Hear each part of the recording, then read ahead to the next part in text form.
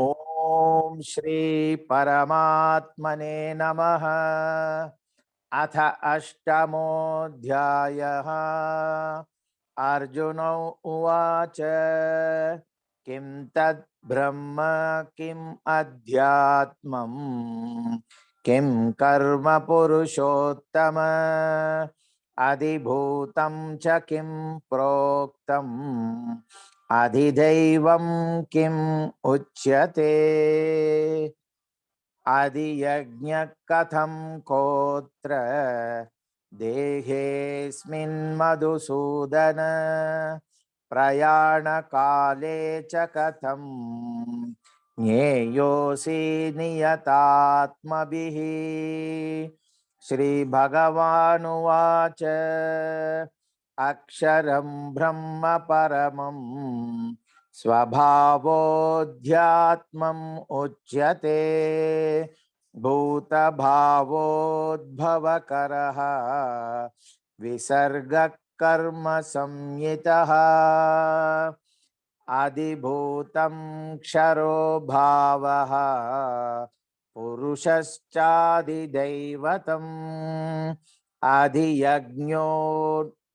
अधियज्ञोऽहम् एवात्र देहे देहभृतां वर अन्तकाले च मां येव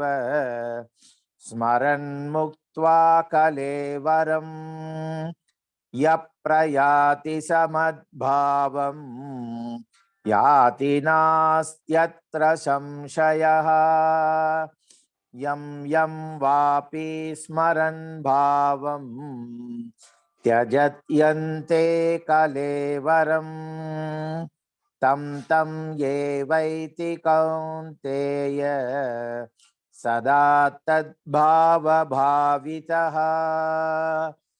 तस्मात् सर्वेषु कालेषु माम् अनुस्मर युध्य च मय्यर्पितमनो बुद्धिः मामे वैष्यस्य संशयः अभ्यासयोगयुक्तेन चेतसा नान्यगामिना परमं पुरुषं दिव्यं याति पार्थानुचिन्तयन् कविं पुराणम् अनुशासितारम् अणोरणीयांसम् अनुस्मरेद्यः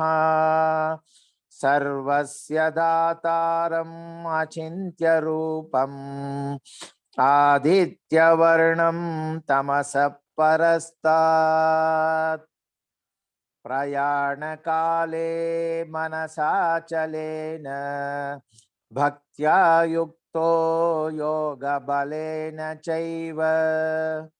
भ्रुवोर्मध्ये प्राणम् आवेश्य संयत् सतं परं पुरुषम् उपैति दिव्यम् यत् अक्षरं वेदविदो वदन्ति विशन्ति यद्यतयो वीतरागाः यत् इच्छन्तो ब्रह्मचर्यं चरन्ति तत्ते पदं संग्रहेण प्रवक्ष्ये सर्वद्वाराणि संयम्य मनोहृदि निरुध्य च मूर्ध्याधायात्मनः प्राणम् आस्थितो योगधारणाम् ॐ इत्येकाक्षरं ब्रह्म व्याहरन् माम् अनुस्मरन्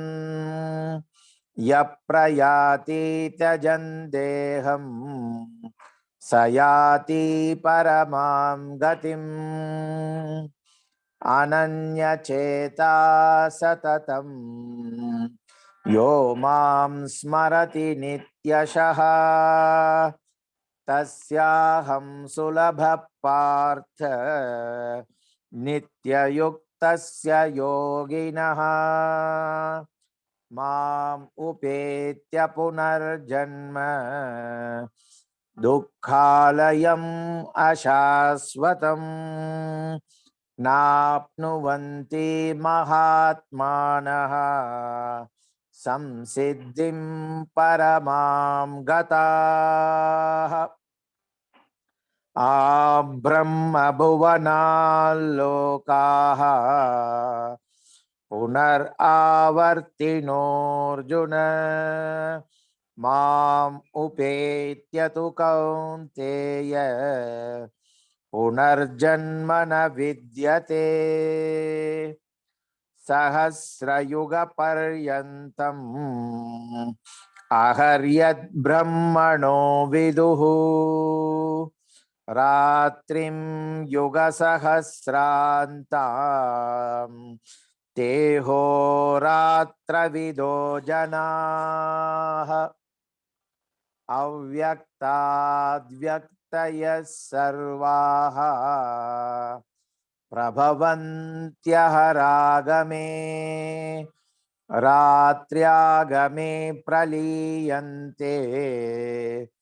तत्रैवाव्यक्तसंज्ञके भूतग्रामस एवायम् भूत्वा भूत्वा प्रलीयते रात्र्यागमे वशः पार्थ प्रभवत्यहर आगमे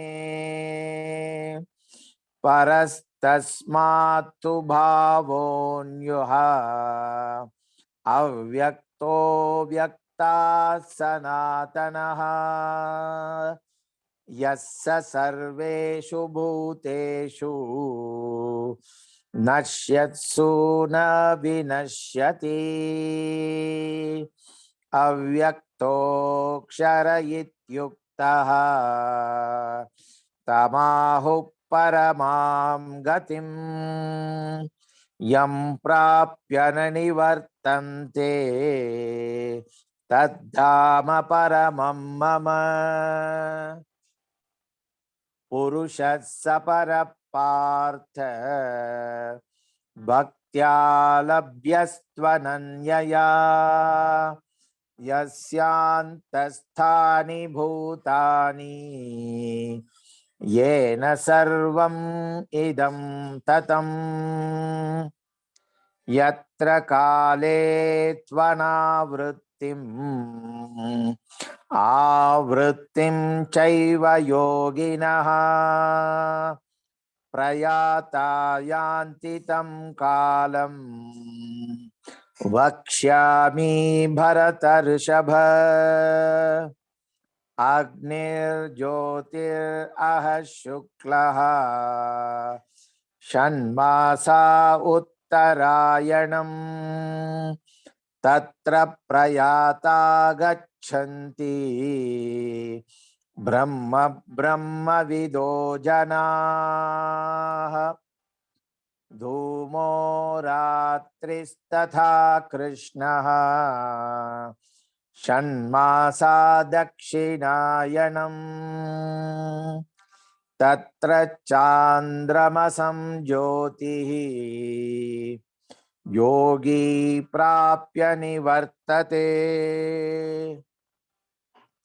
शुक्लकृष्णे गति ह्येते जगतः शाश्वते मते एकया यात्यनावृत्तिम् अन्यया वर्तते पुनः नैते श्रुति पार्थ जानन्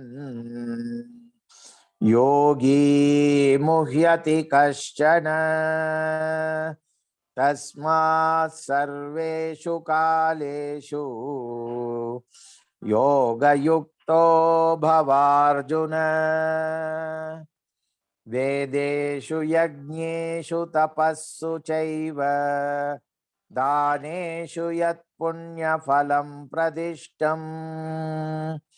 अत्येति तत्सर्वम् इदं विदित्वा योगी परं स्थानम् उपैति चाद्यम्। ॐ तत्सत् इति श्रीमद्भगवद्गीतासु उपनिषत्सु ब्रह्मविद्यायां योगशास्त्रे श्रीकृष्ण अर्जुन संवादे अक्षरब्रह्मयोगो नाम अष्टमोऽध्यायः। हरे कृष्णा कृष्ण कृष्णा हरे हरे, हरे रामा राम राम हरे हरे।